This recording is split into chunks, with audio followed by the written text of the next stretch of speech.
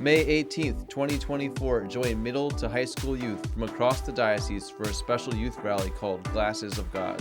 Featuring Dallas-based speaker, vlogger, and worship leader Jackie Francois Angel, who returns to the diocese after headlining the Steubenville East Conference at the Mass Mutual Center last summer. The youth rally is put on by the Diocesan Youth Leadership Team, which is a group of high school youth leaders from across the diocese who have been working together for nearly a year to put the creative event together. It will feature talks, exciting games, and Eucharistic adoration. Join me and the entire Youth Ambassadors team on Saturday, May 18th to listen to some great speakers and, of course, grow your relationship with Jesus Christ. The May 18th event will take place in the theater at Holyoke Community College from 6 to 9 p.m. For more information or to register, go to www.glassesofgod.org. Can't wait to see You there! May 18th. Glasses of God Rally Holyoke Community College. Amen. Hallelujah.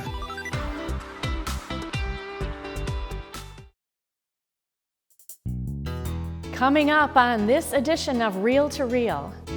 Mass and a blessing from Bishop Byrne as Harmony House prepares to reopen. I'm Kathy Harrington with the story.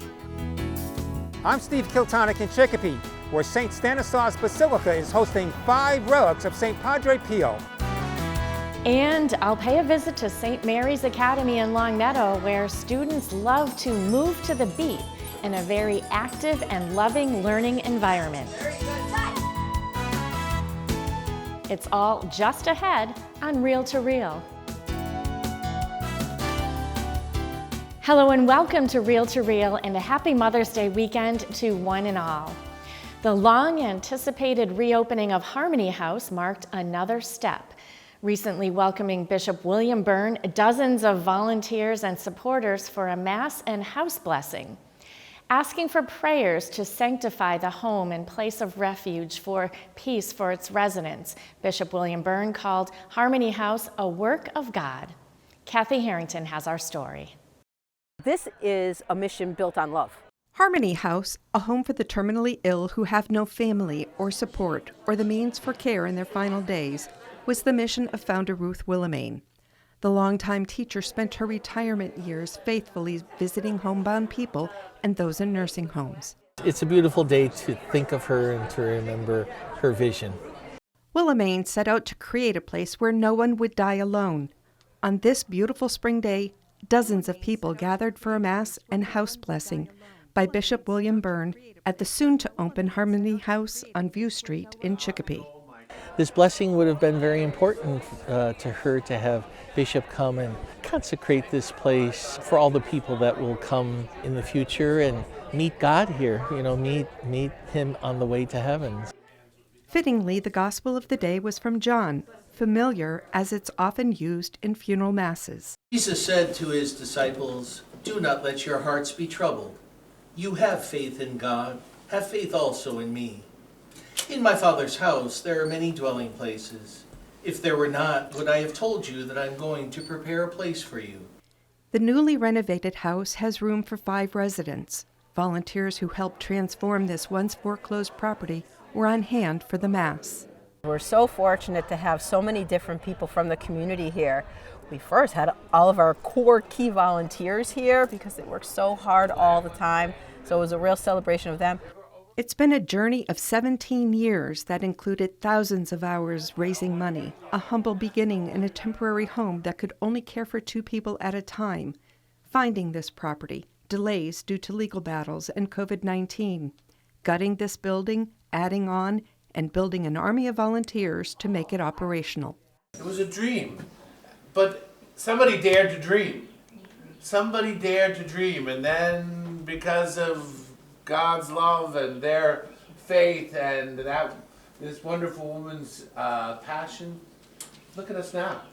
Strengthened by faith that God would answer her prayers, Willimane continued her ministry with her visits. Ruth had just such a heart for giving and for spending time with those who are sick or dying. That was her routine, was to just accompany people.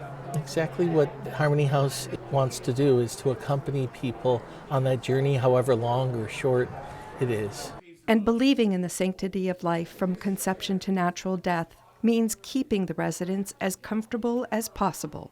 To care for those who are dying with dignity, with love and compassion, it speaks to the value of human life, that God's in charge and we let people pass with dignity, but with care and compassion. We don't charge people to come and stay at the Harmony House. Our mission is to serve those that need us.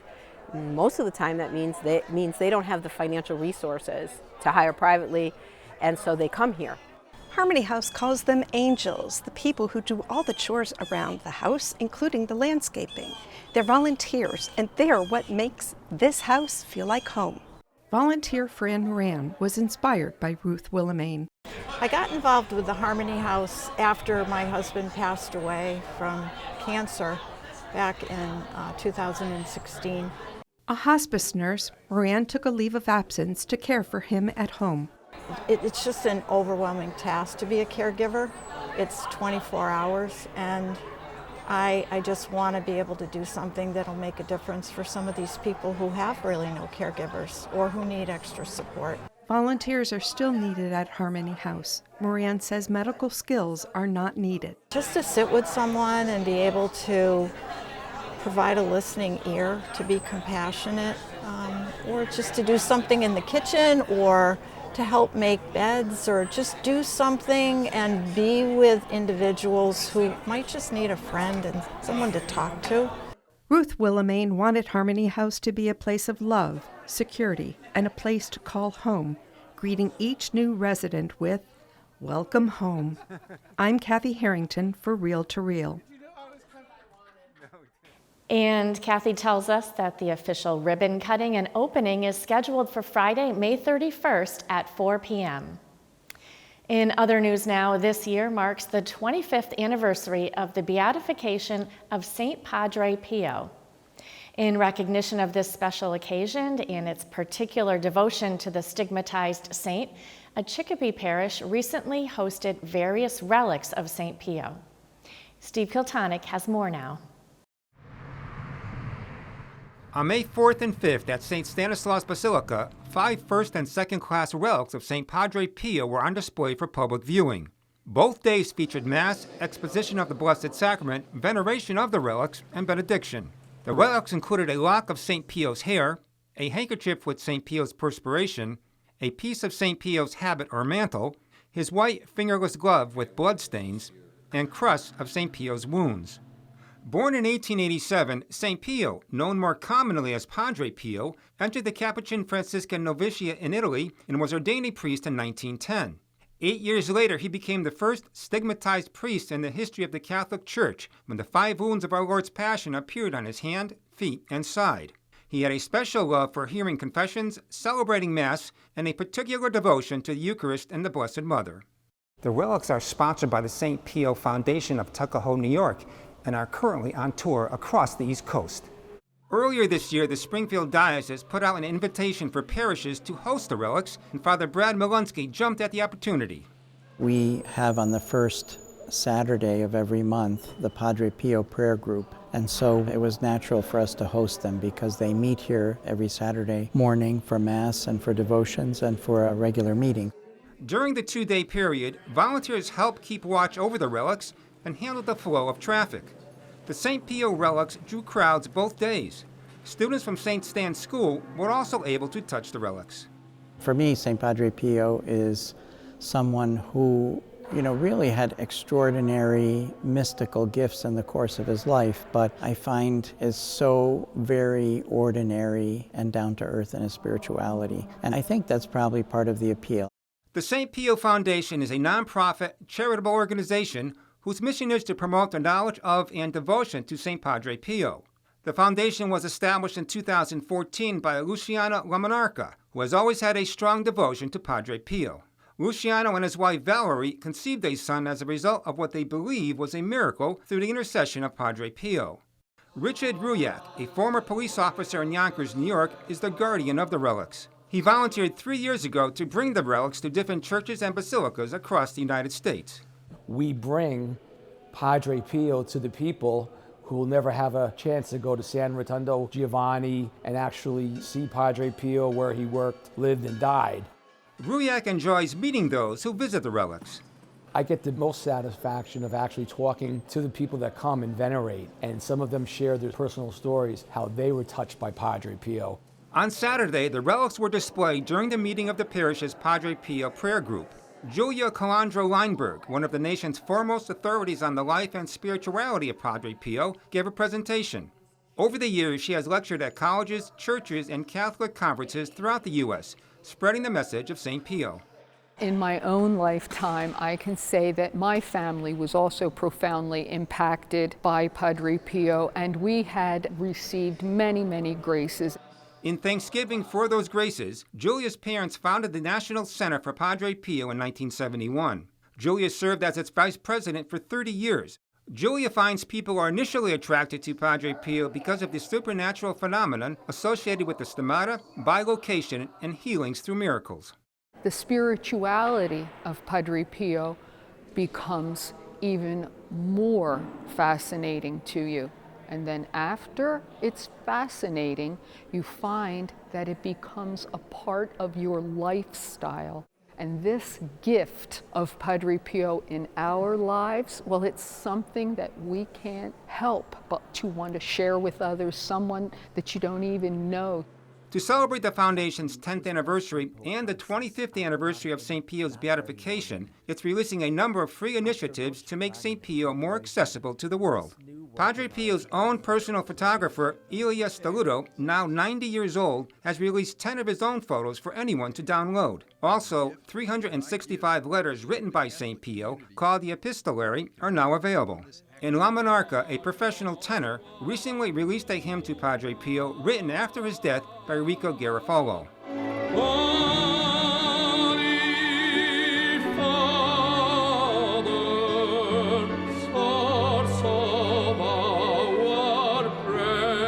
As St. Pio once said, pray, hope, and don't worry. Good advice for anyone at any age. For Real to Real, I'm Steve Kiltonic.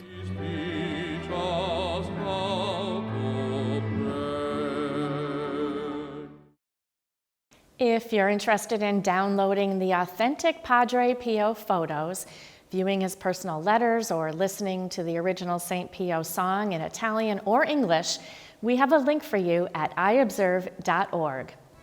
And still to come on Real to Real, Dan Dumas will have the latest news briefs from the Diocese of Springfield.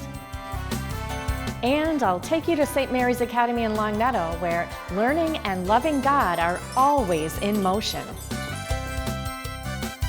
These stories are still ahead on this edition of Real to Real.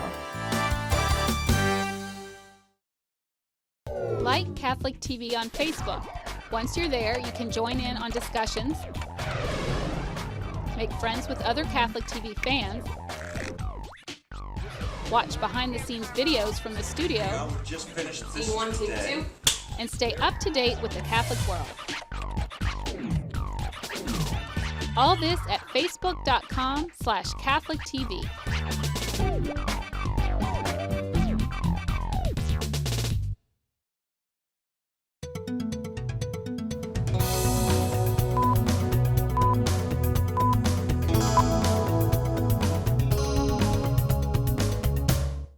I'm Dan Dumas with your Real to Real News Briefs. The annual Pro-Life of Pioneer Valley breakfast featured Real to Real's Carolee McGrath as the guest speaker and moderator for the Stories of Life. Two mothers shared their stories of how they chose life in difficult circumstances. Carolee has more. Stand beside her and guide her through the night with the light from above. Rosa and Joe Lamoth led the crowd in the singing of God Bless America at the 9th annual Pro-Life of Pioneer Valley breakfast held recently at Wyckoff Country Club in Holyoke. More than 200 people gathered for the fundraising event to hear personal testimonies of moms who said yes to life even though others told them not to.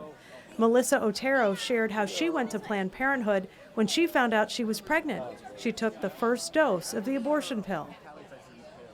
I actually took the first pill, ended up regretting it. And in my despair in the kitchen, walking back and forth, I was trying to figure out any way to take that pill out of my system.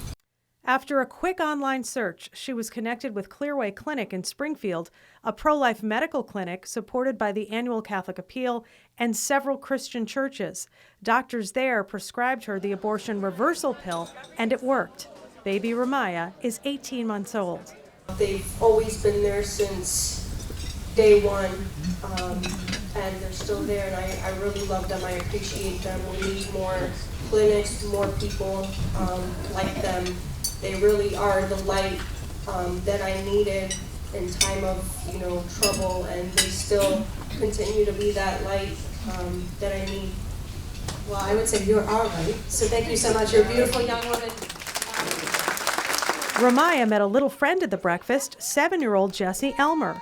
Her mom was also told to consider abortion when she was expecting because Jessie has Down syndrome. Her mom, Tina Elmer, and her husband, Rick, said no way. Still, you never know what God has planned. And as you can see, Jessie's just a wonderful child, and she's given us so much, and she gives so much to the world. And I just wanted to make sure that people, if they're in that position, they don't rush to a judgment or rush to a decision. Pro-Life of Pioneer Valley supports many pro-life events, such as the local March for Life, Life Chain, the Good Friday Stations of the Cross, educational initiatives, and local pregnancy centers. Where people will support mothers for the first 2 years of a baby's life. I think very few people realize what is available to them in support services. So here today, we want to bring recognition to that. So it's time for us to gather to support each other so that we can continue to do the good work of defending life and walking with moms. Pastor Stephen Tay, the lead pastor at Bethany Assembly of God in Agawam, did the closing prayer. In Holyoke, I'm Carolee McGrath. It was a busy 2 weeks for the Catholic Church here in New England. On May 1st, the Holy Father announced the retirement of Hartford Archbishop Leonard Blair, a Detroit native who had led the Hartford Archdiocese since 2013. The announcement immediately led to co-adjutor Archbishop Christopher Coyne taking over the pastoral leadership of the Archdiocese. Archbishop Coyne had previously served as the Bishop of Burlington, Vermont. On Monday, the Vatican announced his replacement. Pope Francis appointed Monsignor John McDermott to be the 11th Bishop of Burlington, Vermont. Monsignor McDermott has been serving as Diocesan Administrator of Burlington since Archbishop Coyne was named to Hartford last October. He will be ordained and installed in ceremonies July 15th at St. Joseph's Cathedral in Burlington. And on Tuesday, Bishop James Ruggieri, a priest of the Diocese of Providence, Rhode Island, was ordained and installed as the 13th Bishop of Portland, Maine, by Boston Cardinal Sean O'Malley at Immaculate Conception Cathedral. Over 1,000 attended the ceremonies, including our own Bishop Byrne. Our best wishes to all. Meanwhile, students at St. John the Baptist School in Ludlow had a special surprise for their pastor, Monsignor Homer Goslin, on his 55th anniversary of his ordination to the priesthood.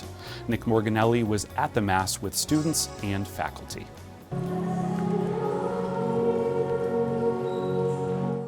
Monsignor Homer Goslin says the sacraments he has been blessed to administer are countless and that each is wonderful. He recalls one highlight for him personally, presiding over his own brother's wedding. The blessing of their marriage, my brother cried when he was able to receive communion.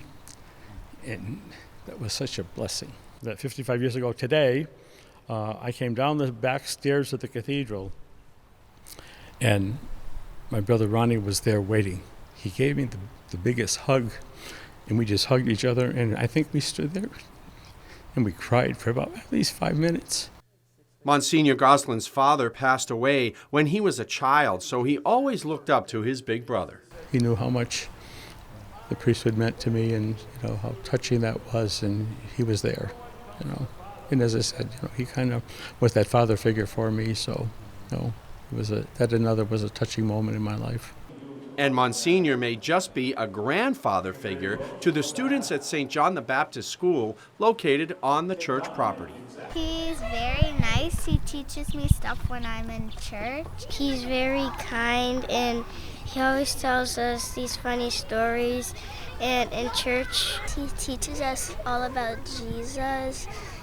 And he's a wonderful guy. The elementary students presented dozens of handmade cards of appreciation and celebration. Monsignor was overwhelmed with love and gratitude. As for the middle school students, they showed their appreciation in song.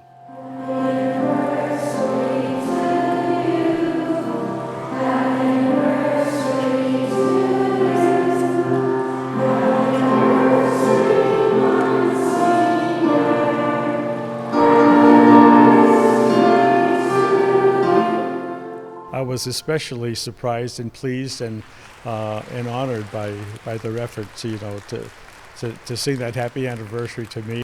It's noticeable Monsignor has always reached his goal in his ministering, especially with the youth. He's very wonderful and he teaches us a lot about Jesus, God, the disciples. Monsignor is kind, sweet, and caring. And funny too. Well, I remember when I was ordained, the rector said to me, when you're ordained, what's your goal? And I simply said, my goal in life as a priest is to try to be a friend, a true friend to as many people as I can, because that's what Jesus did. He responded to their needs. He took them where they were, and he encouraged them and shared his love for them and his forgiveness and his mercy. And I think that's what priesthood is all about. And it's such a privilege to be the one to be able to do that with so many people. Celebrating the halfway point of Monsignor Gosselin's 6th decade in the priesthood, for Real to Real, I'm Nick Morganelli. And our congratulations to Monsignor Gosselin. You could read more on these and other stories at iobserve.org, where you can find articles from our Catholic communication staff, as well as on-demand episodes of Real to Real. That's iobserve.org. I'm Dan Dumas, and those were your Real to Real news briefs. You are watching Real to Real, your window on the world around you. Here again is your Real to Real host, Sharon Ruliger. Now, continuing my series on Catholic schools in the Diocese of Springfield, we head over to St. Mary's Academy in Longmeadow, a Catholic parish elementary school where students are enriched each day. Classrooms come alive, and as you're about to see, teachers aren't just going through the motions. Learning is active, hands-on, all while centering on what is most important, loving God and one another.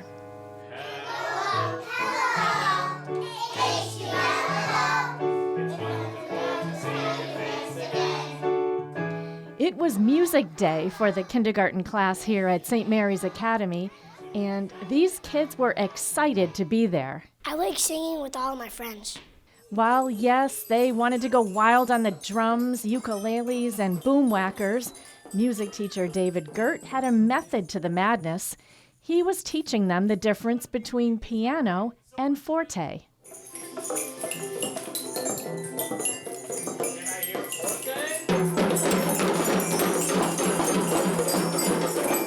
It's no point if we just bang around the instruments and just as loud as we can, but now I wanted them to know also as quiet as we can, the two differences between dynamics being forte and piano. I like to use the instruments because they make nice sounds. And what was your favorite instrument today? The drum. Why? Because I like to bang with the stick on the drum. And who knows, maybe with a little more practice, some of these little ones might be on the Billboard charts someday. Brianna Baio tells me she has a real piano at home. And her favorite song? Let It Be for Beatles. And in our next classroom, the hands-on learning continues. Hola. Hola. ¿Cómo tú estás? Estoy muy bien. Gracias. ¿Y tú? Muy bien, gracias. All grades at St. Mary's Academy learn Spanish from Spanish teacher Mirna Vasquez, who had a unique way of getting students to learn the language and culture. In Spanish, my priority is to use the body to memorize the words. We use singing, we use dancing, we use a lot of silliness, a lot of games. We do charades. To the side and to the side. Again. These 8th graders are learning dances native to Spanish-speaking countries. I think that the Spanish class, it's fun. She keeps us active. It's not boring. There's never a moment in this class where you're sitting there waiting for other instructions. I tell them that when they come in through that door, it's like a portal going into Latin America, and there are 22 countries that speak the language. Lavar. Lavar. Wash your face. Lavar. There are 243 students and 31 staff members at St. Mary's. Faith is the cornerstone of this school, founded in 1967. The students attend Mass monthly and on holy days, together as a family. The students choose the readings and all participate in the Mass, celebrated by St. Mary's pastor, Father C.J. Waitakis. Amy Kane is in her 2nd year as principal. We strive to promote academic excellence and still having Christ as the center of our community. So our goal is to get our students into heaven, all along the way, educating them to the best of our ability. Linda Maddie is in her 28th year teaching at St. Mary's. Today, she was working with her 5th graders on a science lab on the planets. Of course, we've been talking about how the sun is the central part of our solar system. Then the 4th graders headed outdoors to take part in the yearly Arbor Day celebration sponsored by the Longmeadow Garden Club and the town, who sent the tree warden, dressed as Dr. Seuss's Lorax, to talk about the importance of trees, giving each student a white oak sapling to take home. So with Arbor Day, we teach about the appreciation of trees, how trees help us, how trees are part of our environment. And we also talk about it from a religious standpoint as well. So we talk about it being part of God's creation and how God has created the trees and plants along with people and animals. And so together we take care of the trees as part of God's creation. During the celebration, each student read aloud a paragraph or a poem about trees. When Ricarda Fry got the assignment, at first she didn't know what she would write about. And I was like, whoa, what am I supposed to do? I barely know about Arbor Day. And so then I thought, okay, let's do something mysterious, something supernatural. And supernatural it is. With thousands of different kinds of trees, the dark pine's head is woven by leaves, and evergreen's branches gleam with beauty. Maple tree is clean and bright, and oak has leaves, obviously. This place is hidden and it's also forbidden. Maybe you will find this place, maybe one day. Maybe we will, Ricarda. Maybe we will. What a fun day we had at St. Mary's. The students were so adorable and really just seemed to love learning. And who wouldn't, right, with teachers like that? Especially the Spanish teacher. Oh my gosh, imagine the workout those kids get every day. And for this week, that's Reel to Reel. We thank you so much for joining us today. A few things to note: Bishop William Byrne will celebrate the first ever White Mass for healthcare workers coming up Sunday, June 2nd at 10 a.m. at St. Michael's Cathedral. The Mass is named for the white coats worn by physicians and other medical workers. All healthcare professionals are cordially invited to attend. Again, that's Sunday, June 2nd at 10 a.m. at St. Michael's Cathedral in Springfield. And a special programming note, due to NBC Sports coverage of the Preakness, next week Reel to Reel will be preempted for viewers on WWLP TV 22. All others will see an encore edition. So join me in 2 weeks for another new edition of Reel to Reel, your window on the world around you. See you then, and happy Mother's Day. Reel to Reel is a production of the Catholic Communications Corporation, funded in part by the annual Catholic Appeal, and the support of you, our faithful viewers.